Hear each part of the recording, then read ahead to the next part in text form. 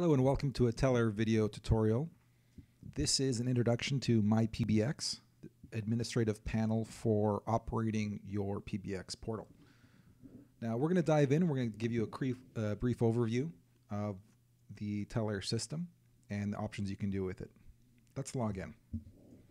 Let's use our demo account here and sign in securely over HTTPS. Now from this pane, you're going to have two major sections. You have your navigational panel on the left, which has all of your options, which we will go through right now.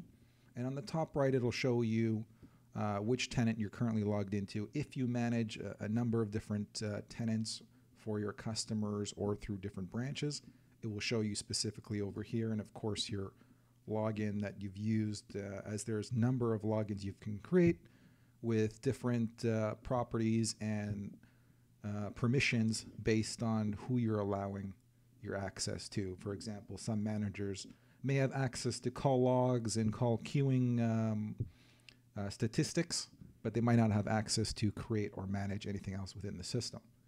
So let's take a look first on the left-hand side. We've got media files.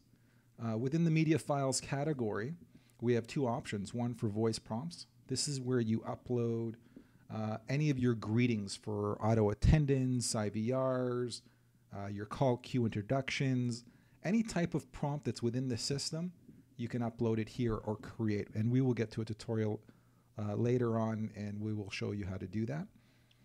Music on hold works similarly through what we call playlists, where you can create certain playlists maybe for different times, and you can kind of upload any type of media.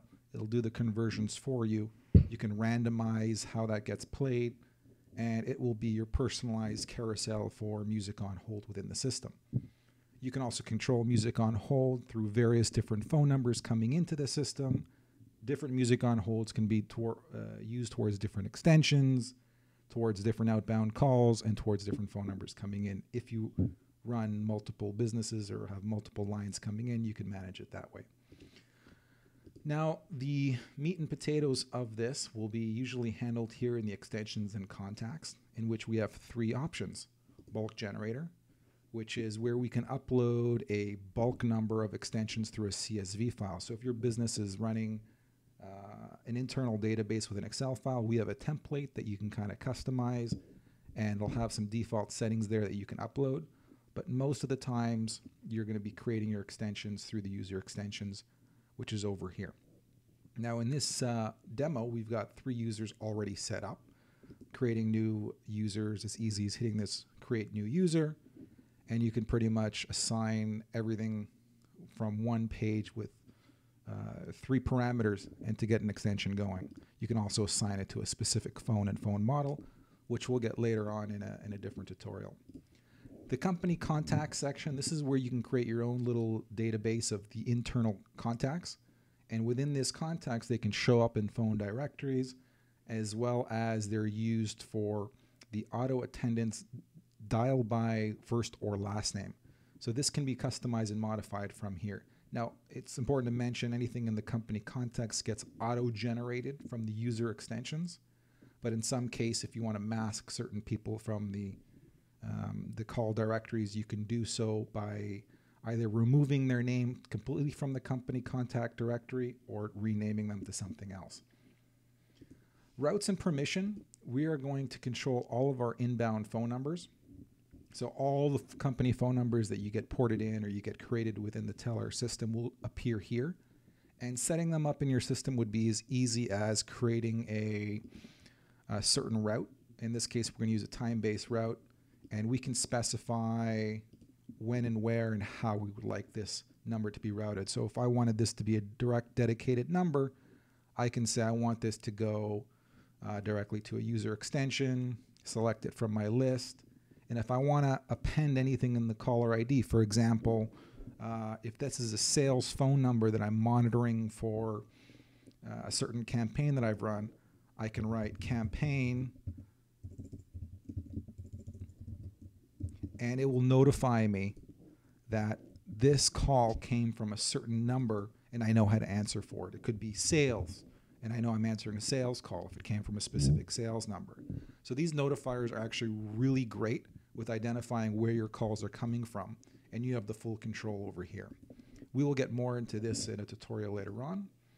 PBX features, these are all the extended options you have within the system. Time range groups, these are where you can create automatic times and holidays when you want your calls to go to auto attendant, straight to voicemail, reroute your call elsewhere. All these are handled from the scheduling routes, which we also will have a tutorial. I should mention there will be a tutorial for each and every single option here in the system. Just see the playlist on the left-hand side here in the YouTube playlist, and you'll be able to pick out any of the tutorials you'd like. Auto attendant is another important one that gets used very frequently. In this case, you can create new voice menus, and you can assign different actions to specific digits as they get inputted. And again, we'll get back to this at a later tutorial. Hunt list. This is very useful for when dialing multiple numbers at the same time, and it is also used to handle call queues. So when you create a hunt list, you can kind of add based on extensions, or you can add based on queues if you have a queue set up. Otherwise, I can start selecting extensions that I want to ring at the same time, ring for a certain amount of time, 20 seconds, let's say, which is 4 rings. And if nobody answers, I can run another script and I can say, hey, just go to somebody's voicemail. And I want it to go to a user voicemail, and I want it to go to, let's say, this guy over here. So that's how easy it is to set up a hunt group and multiple extension dialing at once without getting into the complexities of using a call queue. Feature codes is an option where you can create quick codes within your system on how to reach people. And plus it also has the defaults here, which include, checking voicemail, call forwarding, activation, and deactivation. Everything is activated from here. If your company already is used to certain feature codes, you can create any custom feature code you wish, and you can link it to a specific script that we have available here, and it will do and perform whatever it is that you would like it to. Special lines and mailboxes are very rarely used. These are for virtual extensions or virtual mailboxes for employees that don't have physical phone sets, in which case you can create them here. Call pickup groups are wonderful for offices that have people sitting in teams or groups, and if someone is away from a desk, you can easily pick up someone else's phone call if it's ringing if you guys are in the same pickup group.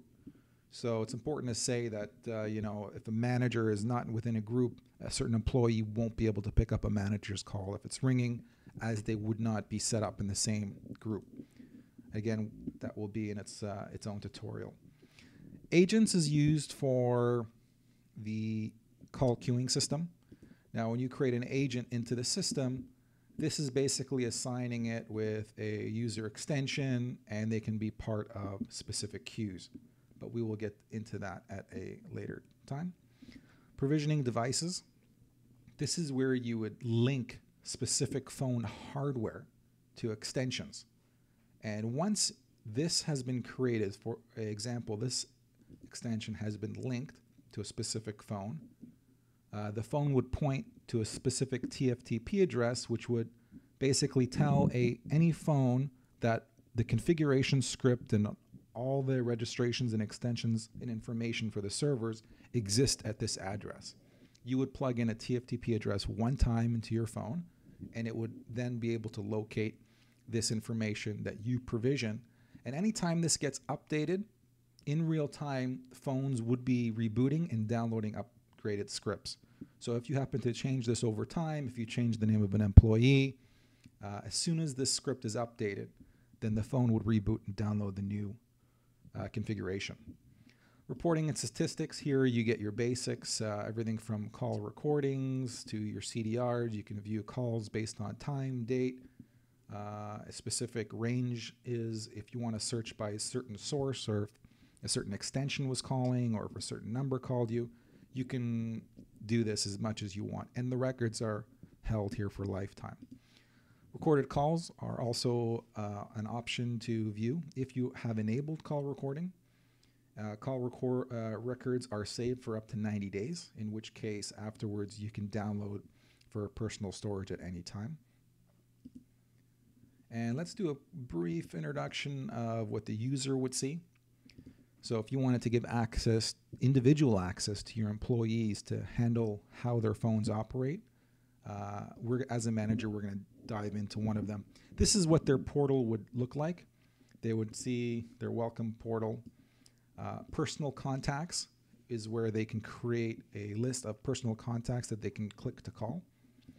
Their company contacts will be automatically populated from the directory that we have seen previously. And also they can click to call. So I have a little link here where if I press this button, this extension 100 will ring and automatically call whatever speed dial I have here, which is very useful for large contacts. It's very helpful when you have a click to call option. Caller lookup features are great for CM integration.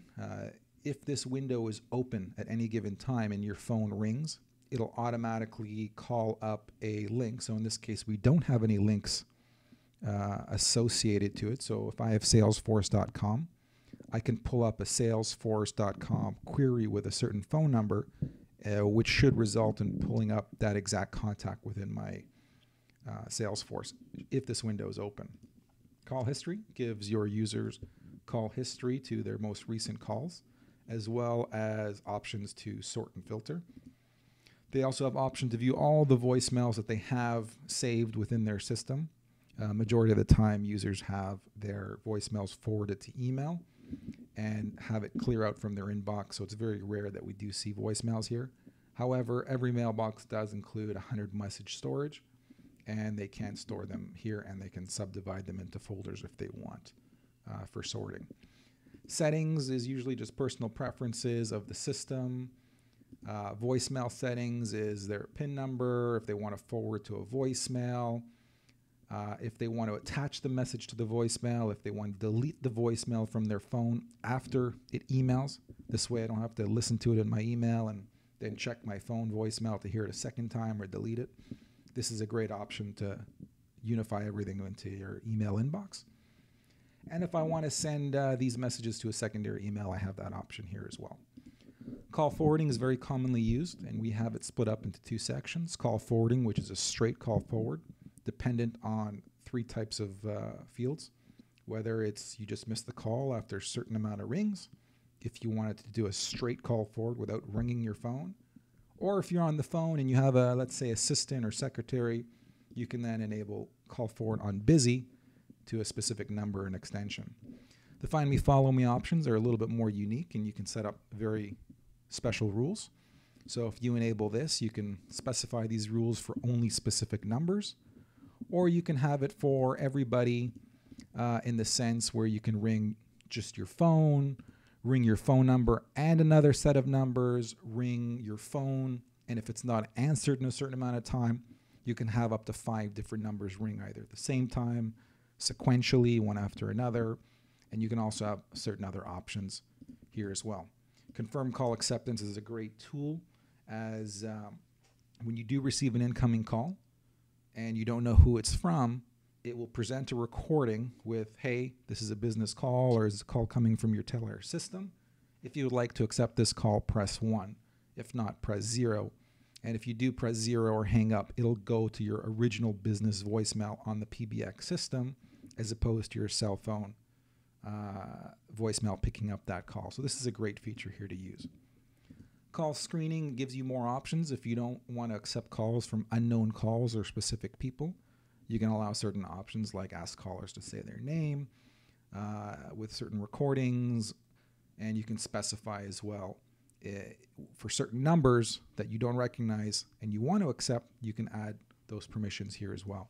Similar rules for call blocking. If you don't want to see certain, if you don't want to receive certain calls from specific numbers, you can add them to your list here, and you can send calls to voicemail immediately. You can play just busy signal.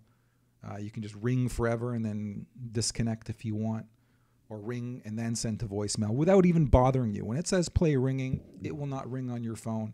It will just play the ringing sound to the caller for security reasons. You don't want to let people know that you're screening their calls. this is a great feature to use here. And then we can go back to user extensions. When a user is logged in, they won't have this option here to go back. But in this case, we do because we're the admin. And that is your overall overview of the Telair MyPBX portal. And administrating your system is as easy as a few options over here. And now we're going to take you through the tutorials here on the left-hand side within your playlist that you can review one by one. Thank you for your time, and we hope you enjoy using your Telair MyPBX system. Thank you.